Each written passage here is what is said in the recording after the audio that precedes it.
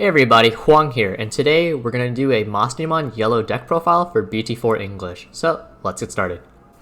To kick us off, we're going to talk about the newest addition to the Mastemon lineup, Gotomon from the promo pack. Gotomon states, during your opponent's turn, while you have a purple Digimon, this Digimon does the King Blocker, and when played, if you have 3 or less security, you may heal 1.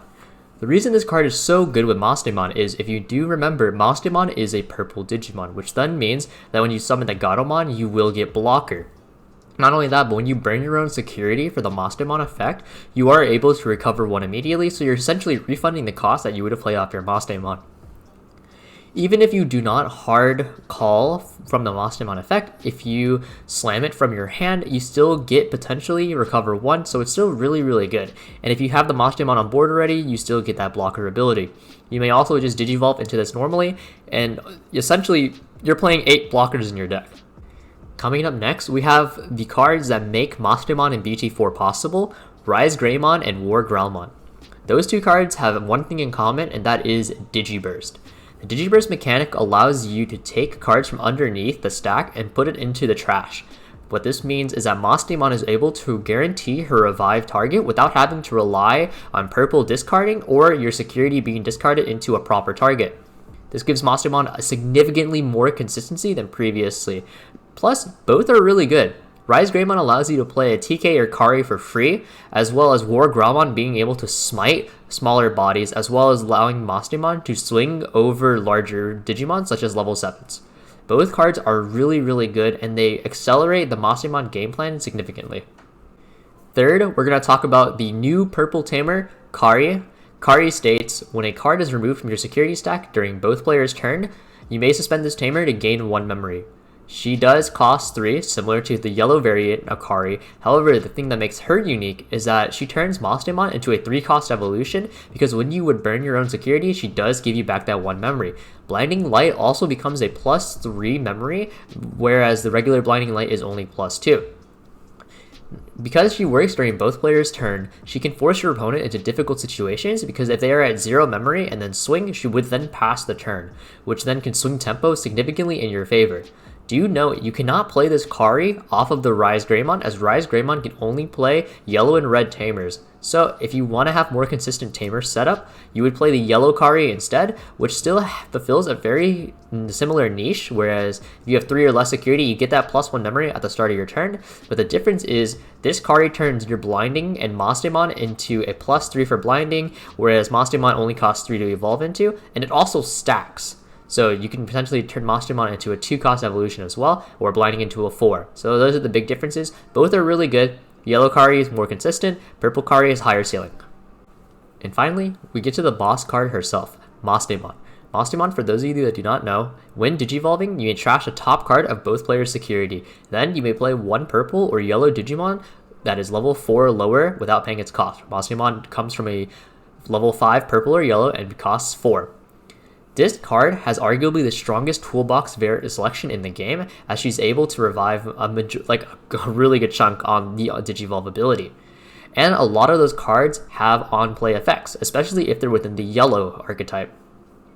Purple Mastemon's advantage over yellow is that it has very strong ways to set up the trash via discarding and whatnot. However, with the introduction of Digiburst from War Greymon and Ryze Greymon, that is no longer the case, as Mastemon can then do what purple does, but except it has a much stronger pool. Yellow's pool consists of cards such as Gotomon from BT2 as well as the promo, Petermon, and then just a lot of really strong rookies as well, like Lucemon, Salamon, and Pulsemon. Not only that, but yellow also gives Mastemon healing, which is severely missed in the purple variant. Yellow's healing allows Mastemon to nullify the security burn that you would inflict on yourself normally. So yellow Mastemon is definitely the way to go if you want to play this deck. Now, going into the lineup, which I know is what most people come here for, we're going to go over all the cards and why they are in the deck, but first I want to go over a quick recap. Mastemon has a powerful toolbox, arguably the strongest toolbox in the game, to be frank, as it can pull from a majority of cards. Mastemon's toolbox includes reviving blockers, reviving on-demand heal, reviving drawing cards, and reviving haste abilities. And in the BT4 format, Mastemon has arguably the strongest ability to flood the board, as Mastemon on Digivolve will revive 1, where most cards don't have that ability, where they're tied to either a secondary card or they're tied to being required to swing. So Mastemon can pass a turn while simultaneously expanding the board, which is really powerful in its own right. Going into the Digitomon lineup, we have 4 Upamon and 1 Koromon. The reason we play Upamon is because we want that draw power, especially when Mastemon needs fuel to keep going, as you want to keep expanding your board. Koromon, while being a very powerful egg, we don't have a lot of DP reduction to synergize with it, so the minus 1k doesn't come up as much as you would like in comparison to War Greymon variants. Next up, and going into our rookie lineup, we have 4 Tsukaimon, because Tsukaimon is very cheap, and going wide and going for a more board expansive win con is the name of the game for Mastemon, so having the ability to slam for 2, and then potentially digivolving into Pidomon or Gotomon is really powerful. We play 3 Salamon. Salamon is when destroyed, if you have 3 or less security, you may heal 1. There's a strong synergy with Mastemon because you can force yourself into that 3 threshold relatively easily, so that's really good. 2 Bushi Agumon. Bushi Agumon, when revived on Mastemon, does get the haste, so it can send swing. Very powerful card. Once we get it in the trash even a single time, we can revive it over and over again, so we don't have to play it at too many. 2 Lucemon. We want to see Lucemon whenever we can because it is an on-demand heal that is no restriction, it's just slam it and heal. So very powerful with Mastemon. And it's also a 10k beater, so when you're swinging at security, it's very strong. 3 Pulsemon. Pulsemon as a card is very powerful because Mastemon, through Maste plus Blinding, can force you to that 3 threshold relatively easily, so when Mastemon plays Pulsemon for free, you can get +1 memory and as well as +1 draw, where, either a draw or a memory plus, both are very good. Mastemon loves reviving Pulsemon. Potentially with Pulsemon plus Kari, you could turn Mastemon to a 2-cost evolution, and if you have 2 Kari set up, Mastemon suddenly becomes a 1-cost evolution, which is really, really good. Going into our level 4 lineups, it's very, very simple because these cards are the most effective in yellow. Yellow has arguably the weakest level 4 lineup out of all 6 colors, so you're going to see very similar level 4s across all yellow decks. But we play 4 Turimon because it is 1-cost evolution, 4 Pidomon because it is 1-cost evolution as well as a blocker, and 4 Gotomon because it is the strongest revive target for the Mastemon because it is simultaneously a blocker and it heals us. Going into our level 5 lineup, we do play the 3 Ryze Greymon. Ryze Greymon, like we mentioned before, is able to Digiburst, which is very vital to our game plan. Being able to play the TK for free is a huge, huge buff because Ryze Greymon, specifically Red Ryze Greymon, does proc the on-play abilities, unlike Yellow Ryze Greymon. What this does mean is that we can get that TK search, and we'll go more into detail what TK enables for this deck, but just know this Ryze Greymon is very powerful, and the minus 2k DP is definitely appreciated since we can snipe smaller bodies with it. Now we play 4 War Greymon. War Greymon is extremely powerful. It is one of the best level 5s in the game currently, in my opinion. The minus 4k DP it offers allows you to snipe some level 4s as well as almost every single level 3 minus a few 5ks. This card is very powerful, and in tangent with Mastemon, you are able to snipe larger bodies. Like, for example, Omnimon, who is 15k, if you minus 4, so it becomes 11, and Digivolve into Maste, and you can now swing over it because it is 11 versus 12, and that goes for majority of level 7s. You are able to now beat over them because of the War Greymon. But the big thing is that War Greymon Digiburst. So you're setting up that consistency because now you can dump your Gotomon or dump your Pulsemon, etc.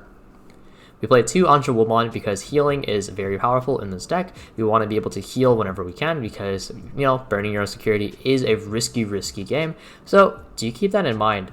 And I do want to note that in that lineup, there are a lot of level 5s that you could implement.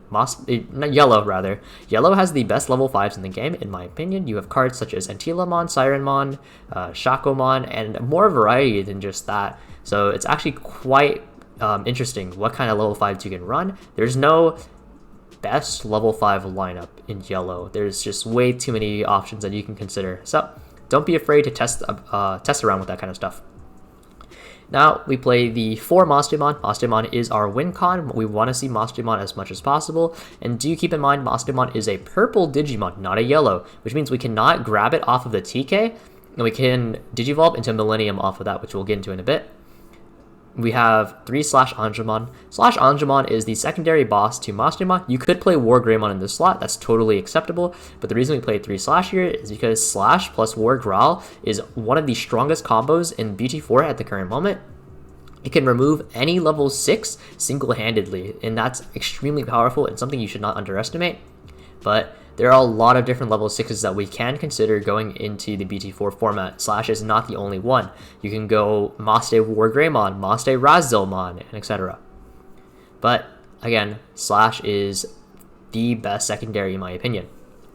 We play 1 Millenniumon. Millenniumon is powerful because it is a top end that we can go off of the Mastemon, because once we Digivolve into Mastemon, we expend her effect and then she essentially becomes a vanilla. So using the Millenniumon, we're able to keep branching off of that play. You can play more than 1 level 7 if you want. The only issue is that you run into possible consistency issues because you can't go into Millenniumon if you go into Slash. So that's a really big thing. You can only go off of your Mastemons.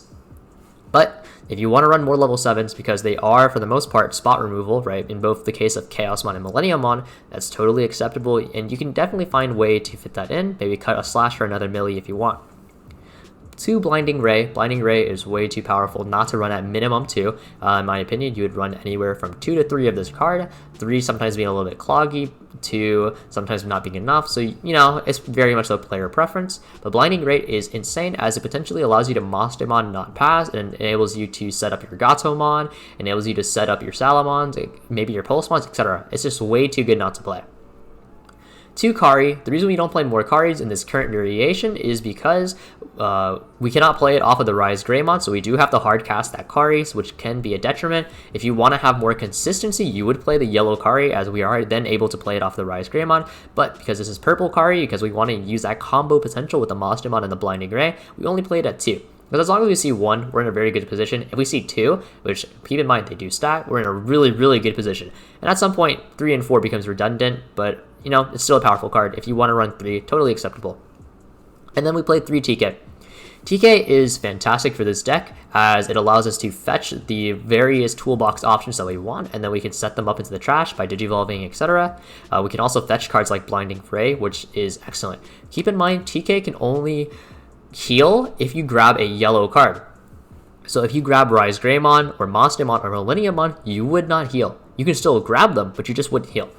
Which in some situations may not be bad, because if you grab Mastemon, then maybe you can just heal off of the Gotomon or, excuse me, the Lucemon or the Salamon, etc. So it's not the worst thing, but definitely keep that in mind. Don't let your opponent cheat you out on that.